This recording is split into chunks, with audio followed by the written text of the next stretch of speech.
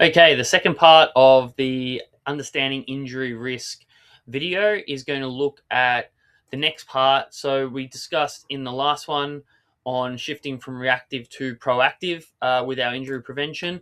Now, what we want to look at is what is proactive training.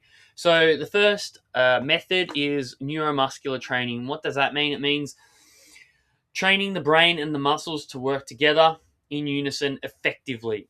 So, what we want to achieve here is we want to have, in some respects, good alignment.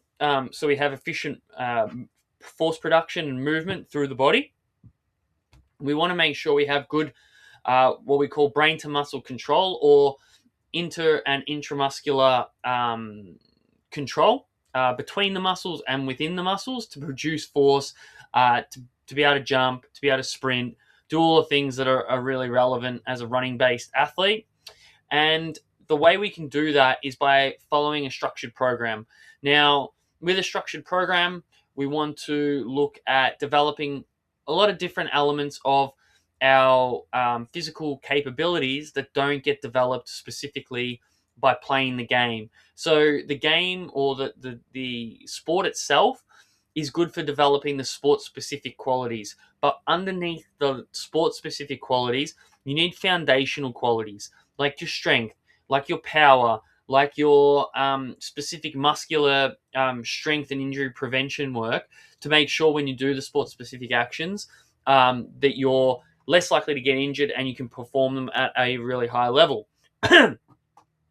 So by performing neuromuscular control training, we're able to significantly decrease lower body injury risk because we're building those foundational qualities that transfer um, into our specific sport. So now I want to discuss the other method that we use, which is increasing muscular strength.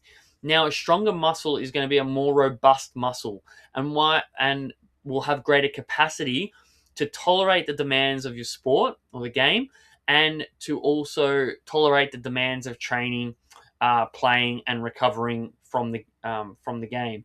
So, we want to increase muscular strength by doing strength training. Now, at the low end of increasing strength, you have your body weight exercises, and you can do different holds and that kind of thing. But ideally, at some point, we want to shift into doing externally loaded resistance training, which can take very many different forms. It can be barbells, dumbbells, machines, all the rest of it.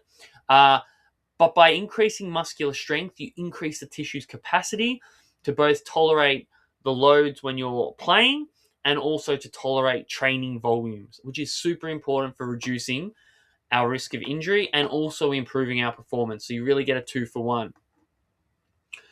Uh, Now, the other key thing that we want to think about is managing our training loads. So this, alongside our neuromuscular training and our strengthening work, loading, as I've explained, is like on a spectrum like this, right? So you have too low a load and you don't get any adaptation. You don't get any improvements because the load isn't enough to stress the system.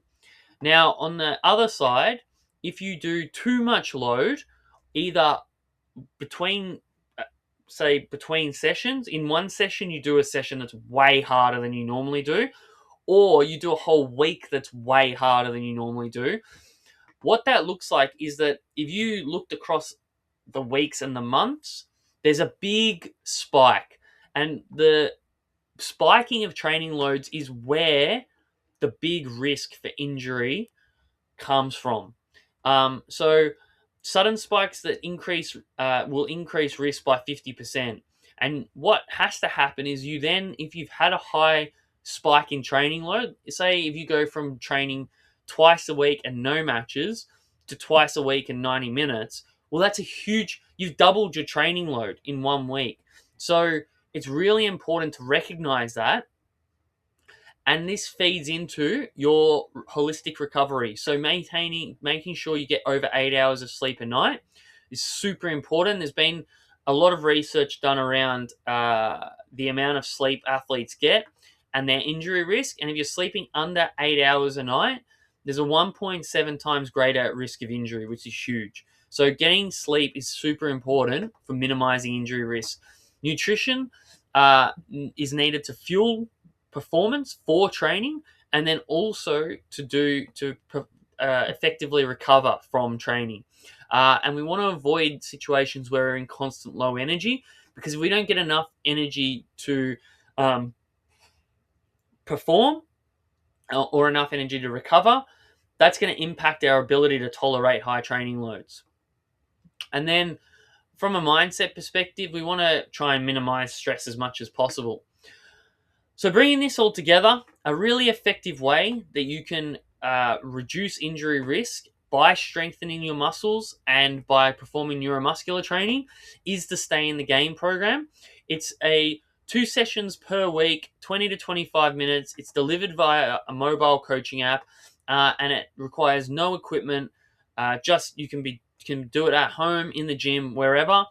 It's super simple, highly effective, and the training focuses on the hips, spine, and ankles, the trunk and hips, jumping and landing drills, and strengthening the anterior and posterior chain. So your quads and your hamstrings and your calves and your glutes and your adductors. So it focuses on all the areas that a running-based athlete needs to make sure that they're resilient, robust, they can stay consistent, stay available, and stay in the game. I'm Coach James Ballantyne from Ballantyne Human Performance. Get in contact about the Stay in the Game program.